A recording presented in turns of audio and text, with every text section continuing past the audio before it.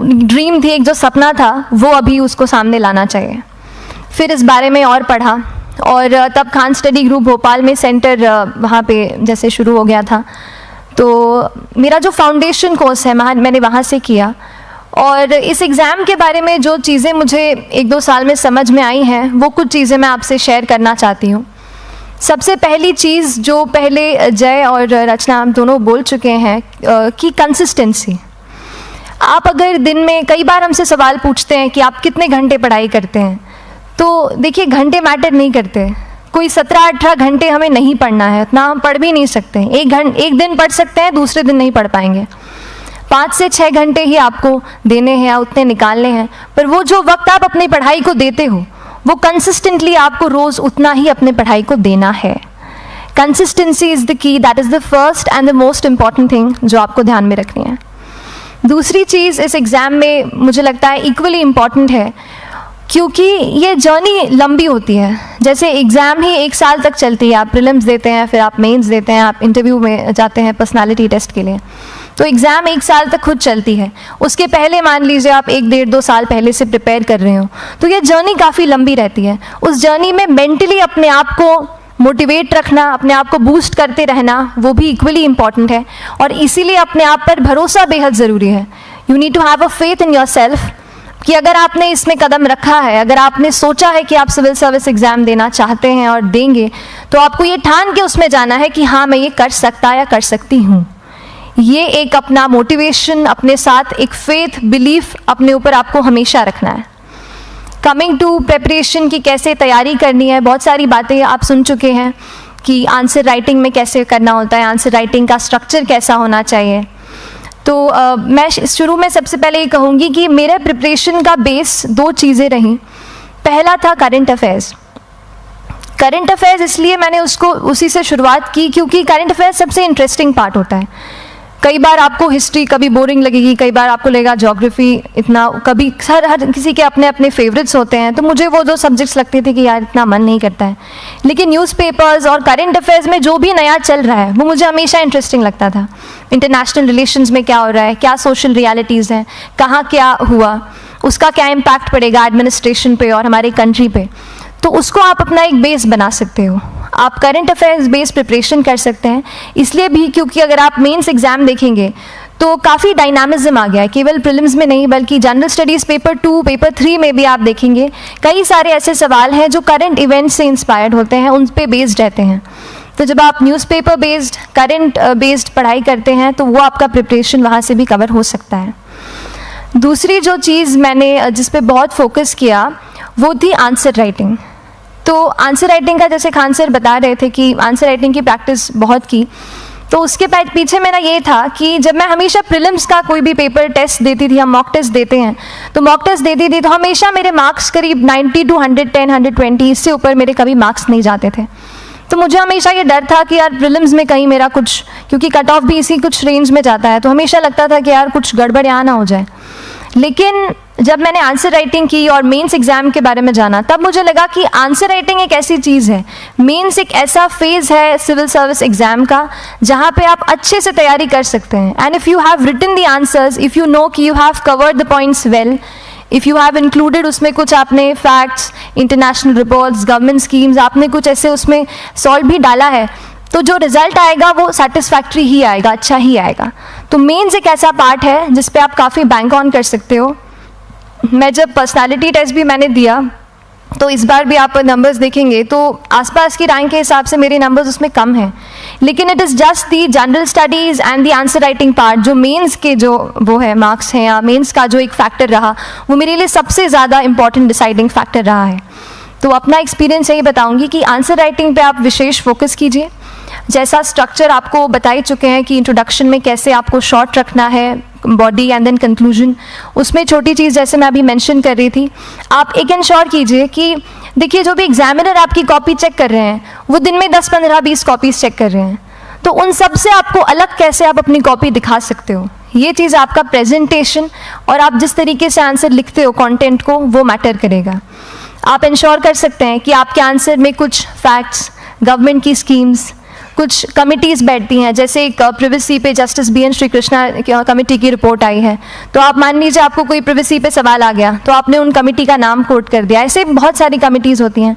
कुछ international reports आते हैं, वो आप उनको इनके बारे में लिख सकते हैं।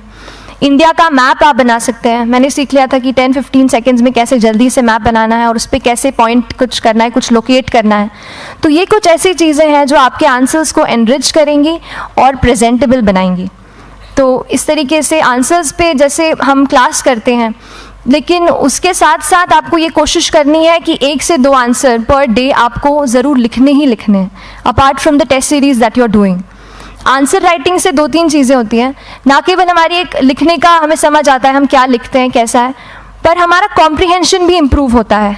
हमें कितना समझ में आया वो भी हमें खुद समझ आता है जब हम आंसर्स लिखते हैं। और इसीलिए आंसर राइटिंग पे आप फोकस कीजिए, 1 से 2 आंसर्स ज़रूर लिखिए।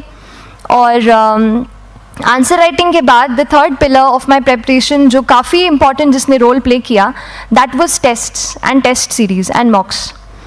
देखिए हम पढ़ रहे हैं यहाँ पर, I will also come to the point कि हम कैसे दिल्ली, भोपाल और इंदौर में प्रिपेयर करके बिना दिल्ली जाए हम कैसे कर सकते हैं। I will come to that point, पर उसके पहले टेस्ट की थोड़ी बात कर लेती हूँ कि टेस्ट देना क्यों ज़रूरी है।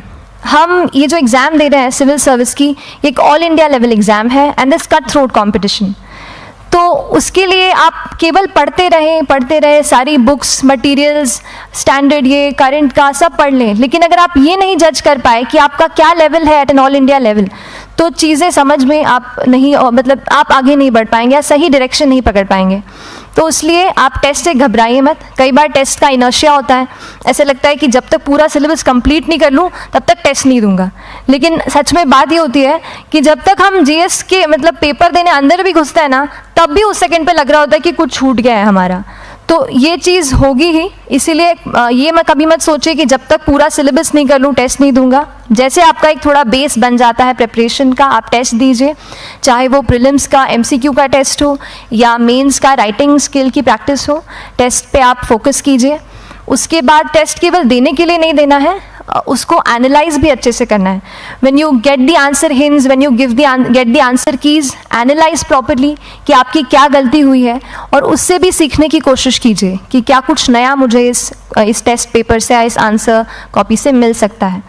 तो इस तरह से टेस्ट पे भी आप फोकस कीजिए। And I will come lastly to the point कि जब मैंने प्रिपरेशन शुरू की थी अपने कॉलेज के 2nd ईयर 3rd ईयर आते आते, तो मन में बहुत सारे फियर्स थे। मैं भी एक नॉर्मल फैमिली से हूँ, मेरे फैमिली में किसी ने आज तक सिविल सर्विस का पेपर भी नहीं लिखा था, तो मन में बहुत सारे फियर्स थे, डाउट्स थे, क्या होगा कैसे होगा। तो हो सकता है आपके मन में भी ऐसा हो। और हम जैसे यहाँ रहते हैं, हम सोचते हैं कि दिल्ली जाना तो सबसे ज़रूरी है, उसके बिना तो ये एग्ज़ाम हो ही नहीं सकती। तो उस पर मैं एक चीज़ बताना चाहूँगी कि जैसे KSG जैसे इंस्टीट्यूट हैं, जो फैकल्टी भी हमें वही मिलती है जो दिल्ली में पढ़ा रहे हैं, तो ये एक बहुत पॉजिटिव पॉइंट है कि क्वालिटी का कोई दिक्कत नहीं आएगी। बस एक चीज़ है, आप ज्वाइन करते हैं class, that will only provide you a direction. वो आपका रास्ता दिखा सकते हैं आपको कि इस रास्ते पर आपको चलना है, लेकिन चलना उस रास्ते पे आपको खुद है। You have to work on your own. कभी ये मत सोचिए कि मैं वहाँ नहीं जा पा रहा हूँ तो नहीं हो सकता, यहाँ है, तो हम एक्सक्यूज़ेस बनाते हैं। कई बार चैलेंजेस आते हैं। तो मैंने कॉलेज के साथ प्रिपरेशन की, तो उसमें भी काफ़ी दिक्कत आती थी। कभी कभार कॉलेज की एग्ज़ाम होती थी तो इसमें मैं अपना उतना वक्त नहीं दे पाती थी। तो उस मोमेंट पे फिर प्लानिंग ने मुझे बहुत हेल्प किया कि हम किस तरीके से अपने कॉलेज के एग्ज़ाम के लिए प्लान कर लें। जैसे मैंने इंजीनियरिंग की है और मुझे पता है कि हम इंजीनियर्स 1 महीने से ज़्यादा पहले से पढ़ते नहीं हैं। पढ़ते हैं क्या? तो वो चीज़ आप ध्यान रख सकते हो, उसको अपना स्ट्रॉन्ग पॉइंट बना सकते हो। 1 से 1.5 महीना जब exam is approaching, I use to plan my entire syllabus का प्रिंट आउट निकाल के I use to make my notes. उस तरीके से उसको मैं उसको संभाल लेती थी।